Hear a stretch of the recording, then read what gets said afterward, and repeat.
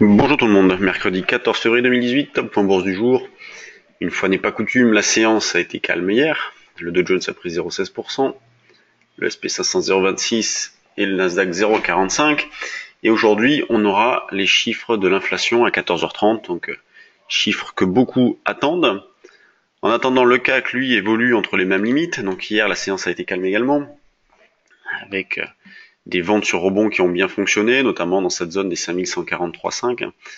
C'est un niveau qu'on avait proposé dans la salle des marchés, donc un niveau qui nous a permis de faire pas mal d'écarts.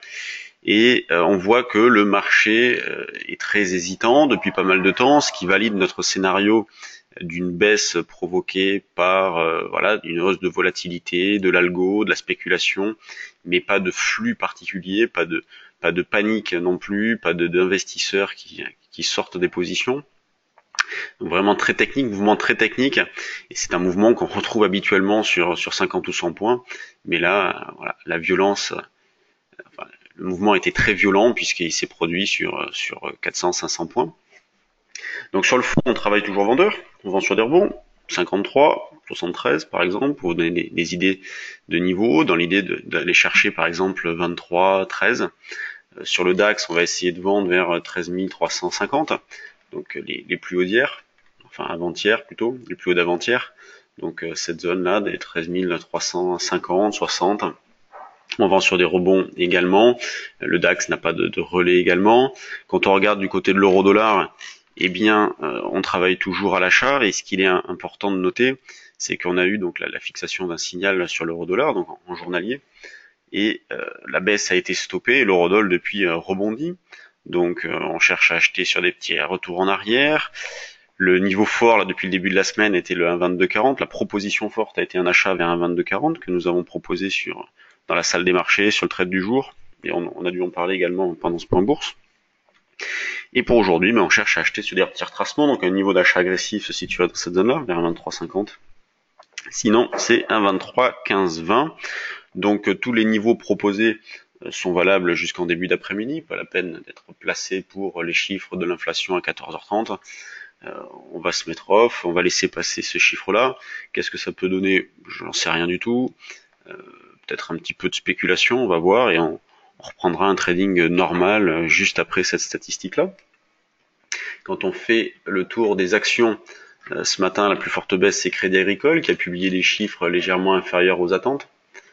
Et Total en sous-performance aussi. Donc Crédit Agricole, résultat net annuel, 3,65 milliards, 3,69 attendus, et qui a confirmé un dividende de 63 centimes. Donc Crédit Agricole perd 1,90%, 1%, et donc elle revient dans cette zone-là, le bas de la zone. La plus forte hausse, c'est technique, donc on voit beaucoup de régularité, on fait toujours le même constat, donc vous voyez, ça renforce notre idée principale qui consiste à voilà, qu'il n'y a pas d'idée particulière de la part des gérants, de la part des investisseurs, vraiment rien, de l'intérêt ponctuel sur certaines valeurs suite à des chiffres ou à des annonces, comme par exemple DBV en mid et small, donc DBV qui monte de 26%. La FDA a annoncé, a confirmé que les données d'efficacité et d'innocuité disponibles actuellement pour son produit phare suffisaient à constituer un dossier de demande sur le marché, donc c'est une très bonne nouvelle pour DBV. Elle prend 25%. Ensuite, on voit que la spéculation reste présente, Orpea qui monte de 7, Cybergen, Rexel, donc Rexel a sorti ses chiffres aussi, S2I, Guillemot, Ribert, Natixis, donc de l'intérêt sur les valeurs, le moral reste bon. On aura l'échéance vendredi, donc pensez à tourner vos positions pour ceux qui auraient des positions sur le CAC 40, futures ou options. Donc échéance vendredi, 16h pour les futurs, et pour les options, et pour les actions, c'est 17h30. À la baisse, qu'est-ce que l'on a? Rougier, Alphamos, CGG, donc toujours plombé, qui a fait un point en début de semaine sur son augmentation de capital. Et donc la valeur reste quand même très plombée depuis pas mal de temps. Voilà le petit tour d'horizon, pas grand chose à signaler, des marchés toujours hésitants qui piétinent pas mal depuis le début de la semaine, mais on arrive à faire des belles choses, notamment sur le CAC en vendant systématiquement sur des rebonds, au moins pour la matinée, l'après-midi davantage méfiant. Bonne séance à tous, et à demain pour un nouveau point bourse.